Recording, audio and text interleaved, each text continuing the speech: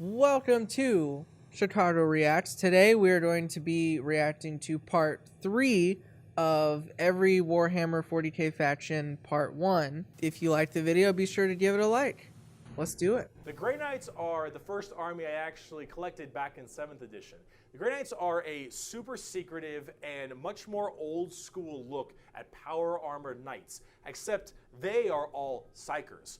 All of them have that crazy space magic magician shit. For every 100,000 guardsmen, there's one Grey Knight. For every 10,000 Sisters of Battle, there's one Grey Knight. For every 1,000 Space Marines, there's one Grey Knight. Grey Knights are the strongest of the strong, both in mental will and absolute just strength. These are Space Marines that are all high-level psychers, all of them able to specifically do one goal, and that is kill demons. The Emperor believed that the demons of chaos were the #1 threat to the Imperium, and he probably is right. However, this group is entirely based on doing that through a myriad of tactics. Coming from the planet, or I guess the moon, of Titan in the Sol system, the Grey Knights are thrown through extremely rigorous training and are as clear of mind and soul as they possibly can be. Since the demons of the warp are the warp and your mind projects to the warp,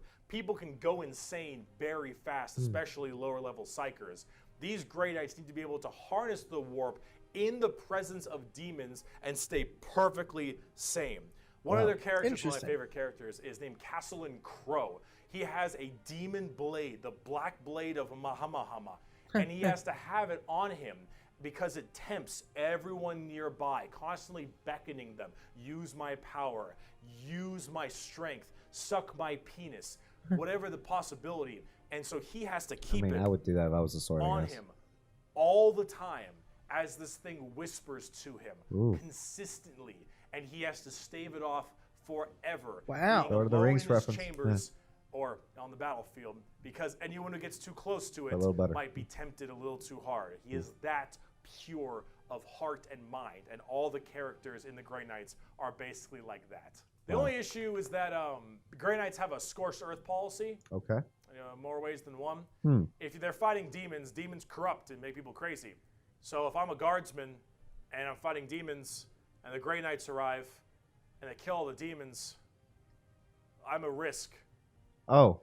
And so guess who's not making it out of there? Oh, wow. So, like, I thought people would, like, be really happy to see them. My bad. They teleport all around the place. They are fast strike groups, small amounts of models because they're so dang strong. You only have so many characters, but with it, you get in there, you're very tough, very tanky, you hit really hard, and you try to bounce around the battlefield quickly, but you don't have numbers. And so every dead Grey Knight hits really damn hard. They're fun, though, if you like that kind of fast-striking kind of army. Oh, and also, Caldor Drago is a thing. We're not even going to get into Caldor Drago. All right, that is... It's an important dude. Gracious. I am the hammer. I am the mail about his fist. I am the spear in his hand. Though we are lost, I am the shield on his arm. I am the flight of his arrows. I am the hammer. I am the sword. I am the shield. I am a soldier at the battle at the end of time. Grey Knights are pretty hardcore. They are as holy as you can get for a Space Marine. If you like Space Marines and you want to, that they're holy enough, you want to be holier, Grey Knights. All right. If you want to be holier and big, let's talk Imperial Knights. What? Whoa. Okay. That's Do you ridiculous. like gigantic walkers the size of homes? Yeah. Or medium-sized buildings? Do you want to kill heretics, but you want to kill like 40 of them per turn? Do you want a gigantic old-school knight noble house style of walkers with giant chainsaw arms? I think I do. You got Imperial Knights. I think I do. Knights, You're convincing me that I do. Yeah. Because they're just gigantic walkers, but they have this old-school like house feel to them, like literally like they're houses. Each Imperial Knight comes from a house, and each of them act in their own special way. These behemoth of walkers also destroy almost everything in their path, killing full swaths of squads in a couple shots, stepping on legions of troops. These things do not mess around, and they look so cool. Imperial Knights and Chaos Knights, actually, for that matter, don't have a whole lot to discuss. They're just super big, heavy walkers, and they look different depending on your house or chaos god you currently believe in. And overall, these things are just really cool if you want to murder everything in your path. They're the big, scary, big unit of Warhammer, and if you want to collect them, go to town. They make for a great painting project too. Getting more back down to earth.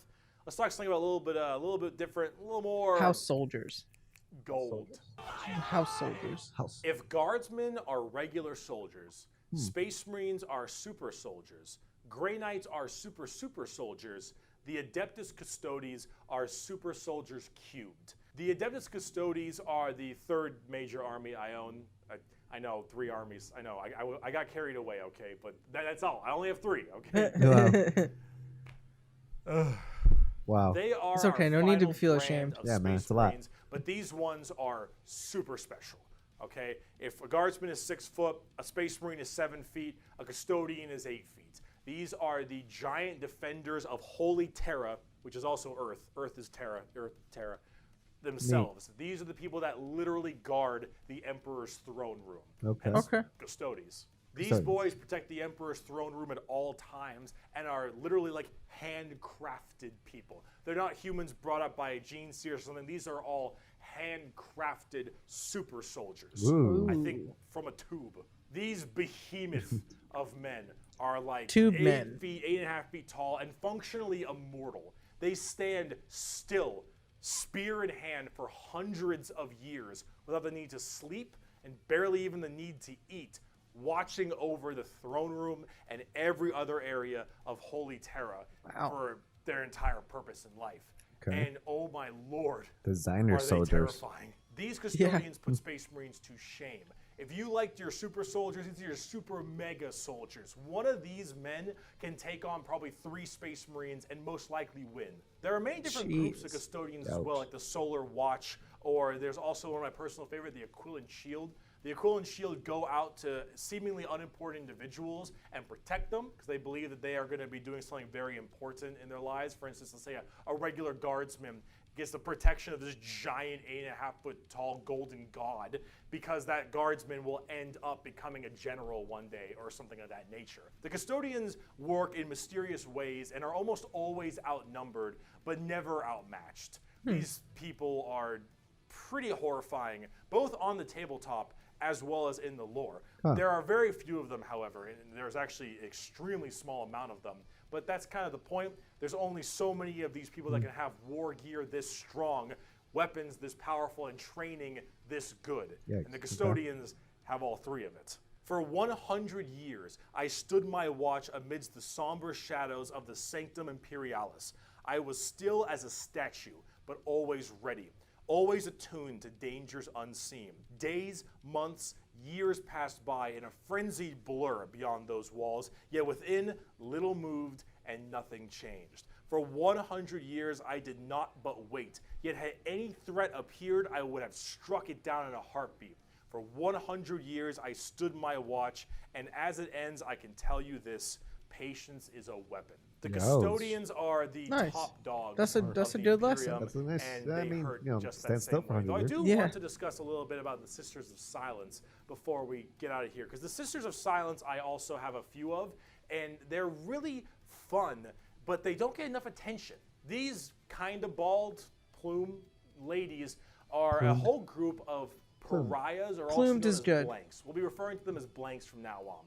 So as every mind is somewhat connected to the warp, these blanks are a genetic mutation that has it suppressed heavily. Because of that mind suppression, normal people feel this weird, like, uncomfortable nature when around them. When a Sister of Silence walks past them, you feel ill. You feel just uncomfortable and strange. So most of them don't actually live past childhood, because once they are birthed, they're, well, you know, killed or something at a very young age, because they just emit a horrifying aura. These ladies, however, are guardians of the throne as well for more psychic threats. See, none of the custodians are psychers, so they have a difficult time dealing with major demons and other kinds of psychic phenomena. These sisters are extremely specialized in it. All of them taking a vow of silence, as they don't speak. That's the term Sisters of Silence. But they communicate. Got it. And things of that nature. But if there's a demon issue, if there's any kind of warp-based problem, the sisters are extremely adept at dealing with them, thanks to their blank gene. They normally work a lot of time with the custodians because they have to deal with both kinds of threats, but they're not represented that way on the tabletop. In fact, they only have like one real model for them, which is very unfortunate. I hope they'll get some like news soon, because I think they should really be working together as it is that way in the lore, but hopefully we'll get there soon. But if we're talking about blanks, let's talk assassins. No. Love it. I love a good assassin class. I got a good assassin class. Yeah. It's been a long video. Scrape We're about by. to round it out. We got this and one more human thing, and then we're done. The assassins, though, the Officio Assassinorum, oh boy, these people are deadly. Yeah, they're called assassins. They should be, but oh man, these people will mess you up. So these are from the Officio Assassinorum, a very special organization, and they are handpicked by the Grand Master of the Officio Assassinorum from the, what was it called? Schola Progenium. Oh yeah, it's basically an orphan school. Your parents Aw. got murdered by demons or something. You get sent to this, and you get trained to be whatever. People still have 10 parents in this drop troop, universe? an inquisitor, maybe even. I don't understand maybe what you get, society blank looks like gene, at all. You get thrown into the Sisters of Silence, or It's just sometimes sad. you just That's disappear. all. When you are taken, it's just however, you go orphan to one of planets. 4 Yeah. temples, because the Assassinorum works in the temple style of things. These temples are the Vindicare, Caluxus, Calidus, and Eversor temples. We'll start with the Vindicare. I'm far away. I've been sitting here for 3 weeks. Poof! The Vindicare temple is the main sniper-based temple. Gigantic sniper rifles for all these assassins. Their whole point is to be able to be in a spot and sit there, eye and scope, for weeks, waiting for their perfect target, taking people out from literal miles. Real shooter Mark away Wahlberg after stuff here. extremely long time periods. The Vindicare temple is about precise, perfect aim. There have been reports of Vindicares being able to single out particular body parts from over 2-3 miles away. Whoa. Temples in the head, the jugular, for instance, and been sitting there after weeks. And when they're ready, take that shot. Time is done. Packs them up. The Calidus temple, however, is a lot more about shape-shifting and deviant art. It's mostly a female-based one, or at least it seems to be, and this allows a lot of body augmentation for certain individuals to be able to kind of transmorph themselves and infiltrate areas that are problems. These assassins will end up taking missions that take them years, 2-3 years, to infiltrate a heretical group and slowly work their way up, just to get enough time to put a bullet into the main target's head and then escape unharmed. Or become the main target and sabotage it from within. These are all completely about deception, mind tricks, polymorphing, and everything in between. And Cool. Lots of drawings. Lots. Lots of Lots of butts drawings. and butt and Butts. boobs. Lots of Just kinda boobs. Lots of disturbing butts. Okay. The Eversor That's Temple is about when you don't want anything to come back alive, friend or foe. You want it all dead. An Eversor is psychogenically conditioned with just psychotherapy and psychological torture to only feel violence, hatred, and anger. It does the Whoa. Clockwork Orange style of thing of just making you forced to watch never-ending pain and misery and psycho conditioning, I guess is the term. And then they Okay. It makes you read full Twitter of for like tons 6 of weeks psychedelic straight. drugs, Lose all your and they skin on your cryo-freeze face. you. And then they drop you in an area where they just want to make sure everything is dead. And then you defrost, full of just all this insane, mind-boggling psychotherapy and psychedelic drugs, and you just go to town. Yeah, if you don't care if anyone comes back alive. You're like, all right, lost cause, send them in. Finally, there's the most bizarre temple, the Caluxus temple. The Caluxus assassins are feared even among the other temples. So that blank gene, the people will go to the Caluxus temple with this as well. And this is where they can harness that to be massively anti-psyker or even just anti-regular people. They are seen with extreme fear and distrust among many, many people. They are described by the Eldar, by quote, as being pure evil. Imagine that uncomfortable feeling from that blank gene I mentioned, And then imagine them being taught and given equipment to amplify it by 100. Ew. If normally regular people feel uncomfortable, now they are basically akin to being a siren wailing directly in your ear. Ew. And if you're a psyker, oh no, the sheer presence of a Caluxus assassin is enough for you to tear your skin off. Oh. You will rather gouge your eyes out and rip your nails off than even being near this person. The Caluxus assassin is when you want psychers to literally lose their minds, and they will go on their knees and ask you to gun them down because it is a suitable choice over being anywhere near you. The motto of that temple is, that which is unknown and unseen commands the greatest fear. Now, for the tabletop, assassins aren't that special. You can call them in no matter what Imperium faction you are, and they do a lot of work for themselves, but at the same time, they're very specialized and require a lot of finesse. And they work the way you generally want them to, though. You want to cause some distortion and weird stuff, you take a Calidus. You want to just murder swaths of infantry and then blow up Eversor. You want to kill that one guy, Vindicare, and if you have a lot of Psychers, Caluxus. It's a nice little like jack of all trades if you have a specific thing you want to kill. And you get to choose which is really fun. But now, let's talk about the last human faction. We can round this video out before we do part 2. The Inquisition. We have a lot to talk about with them. The Inquisition. Inquisition. Oh boy. I didn't expect this. Where do I even begin with the Inquisition? Take every secret police you can think of. The KGB, the Gestapo, the CIA, FBI, any of these kinds of people. And then mark it up by about 10 and give them the most power in the entire Imperium. No, you know what? How about this? This right here, it's not just a quote. This is the imperial motto, the motto of the Inquisition. I apologize for my bad pronunciation. Innocentia nihil probat. Innocence proves nothing. Oh, yeah. Okay. The most powerful organization in the Imperium, the secret police, their #1 motto is innocence proves nothing. The Inquisition goes around pretty crazy, like the secret police or like detectives to find issues in the Imperium. And they have different ordos depending on which one we're talking about. The Ordo Hereticus, the Ordo Xenos, the Ordo Malleus, for instance, and a whole bunch of other ones. Hereticus is obvious, they deal with heretics. Okay. Xenos tries to find alien threats, and Malleus is demons. They all have different specializations in what they're trying to go for as this Inquisitor. And that's what they're called, Inquisitors. Each of them, as an Inquisitor, has their own free reign to do as they wish. They may have a ship and a crew, and they Just go going out out to asking find questions and interrogate people. Not getting any answers because they're killing everyone before they answer. Every I'm innocent. Proves nothing. Yeah. Over Space Marines. Too Now, bad. the Space Marines might argue against them and stuff, and there might be a lot of blowback, but technically they are above them as Inquisitors. Oh. They are looking to investigate and figure out coups and cults and demonic incursions and possible Xenos issues like gene stealers or a new threat coming into an area.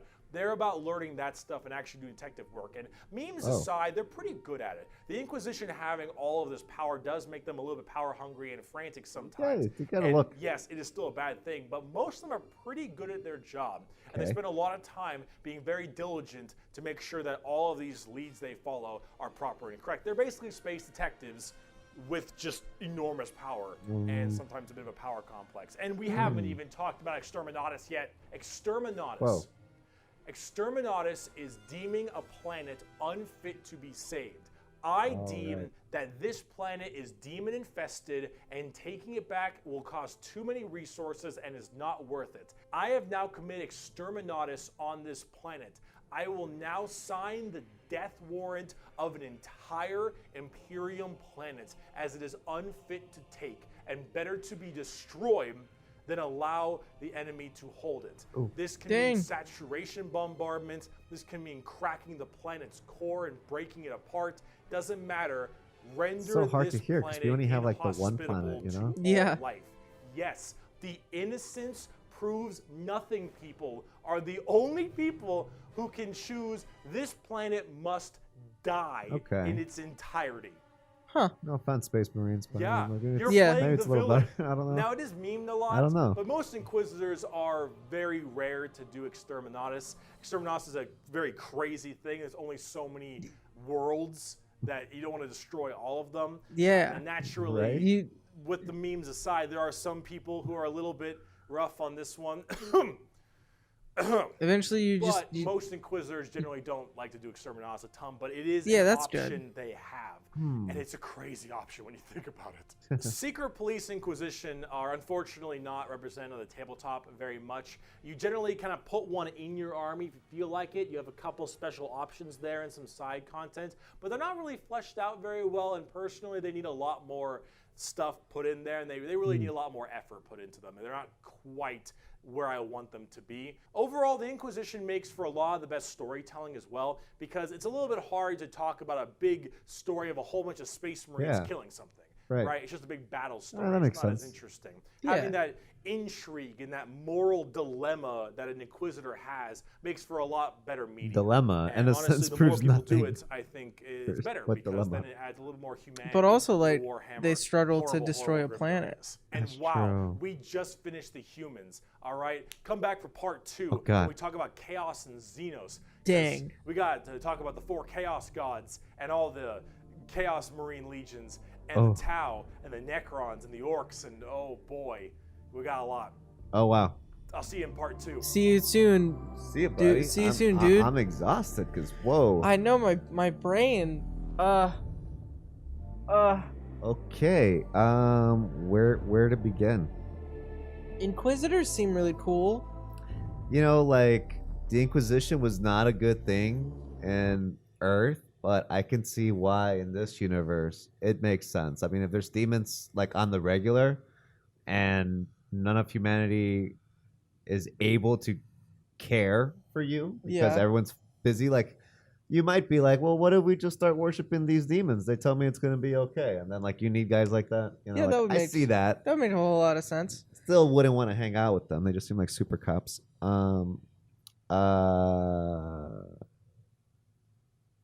I would want to be an Inquisitor. That's just it. That's like what I've decided. I would want to. I would love to have that kind of power. You know, it's like human beings have always been a resource to other human beings. You know, we were tribes, and we coordinated and organized together to bring down, you know, enough prey and then all this stuff. But more or less, you know, people have finessed how to use other people, especially how to use masses of people. And it seems like in this universe, that's so normal. People willfully are like, this is how I or I don't even know if people get to choose, like, I want to be this. It's just like, yeah, it seems you like are don't really this get the now. choice. Yeah, it really seems like you don't get, like, whatever you're Yeah. born into is. like, And I'm sure that there's like a whole class of people who aren't right. soldiers or even involved. They're just workers, right? Who they probably don't get a choice. I mean, yeah, it's just it's very like human cattle of it all, callous universe, but conceivably because there are trillions of humans across different planets, and the danger out there does seem extremely formidably real. Yeah. And attacking humanity's mind, body, and soul, and natural resources and all that. So, definitely lives up to its name of Warhammer. Yeah. Human beings seem like they got a lot, you know. There's a lot going on, but I still need to know more about like the rest of them. Yeah. You know, Yeah. It's good to start with the humans, though. It's I think. pretty. That was cool. Very helpful. So I want to ask you guys a couple questions now that you've seen all of this. Yeah. Which race were you the most surprised by?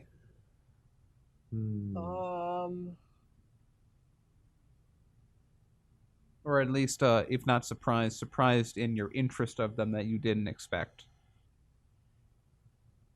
I was kind of surprised by, like, I didn't realize that what are they, the Grey Knights. The Grey Knights, yeah, I was surprised because in my head before, I kind of assumed that like the Space Marines were kind of just all one sort of big thing, right? I didn't realize that they were separated into different, even more specific classes of Mhm. Space Marine, and so having like the Grey Knights and then the Imperium Knights or the Imperial Knights or whatever, like Mhm. the even bigger, like just having those different classes, and to know like, oh, one of these guys is like as effective as 1,000 Space Marines. Like that's really interesting to me.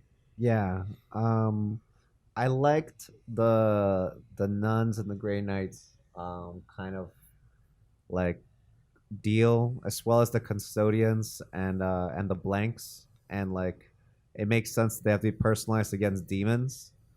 Um and it so like the Grey Knights and the nuns seem like they're on the forefront out there for demons, and the custodians and the blanks are like super close to the emperor on demon duty. So it's like they really put all like a lot of specialization there. But the guys that really I thought were kind of cool were like the tech seers too, because primarily because they're heretics. They're like, yeah, I know the all of humanity is worshiping the emperor, but you know it's the robots, it's the machine god, and the emperor's like hooked up to machines, so I'm sure they get kind of like a pass. But I don't know. In human society, people that go outside of especially that like a god emperor type of idea are always more interesting to me, and the fact that these guys just overwhelmingly are allowed to be because they have that source of power. I mean, I wouldn't want to hang out with them or be one of them, but they definitely seem like the more fascinating group to me of what we saw.